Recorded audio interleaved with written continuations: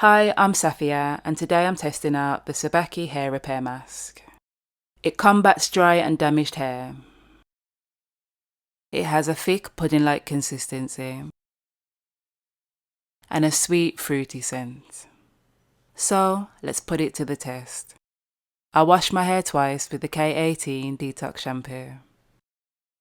Then applied the mask throughout my hair.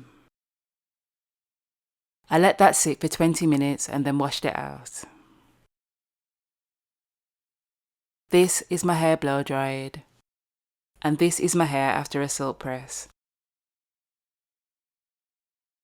My hair feels soft, strong, silky and shiny.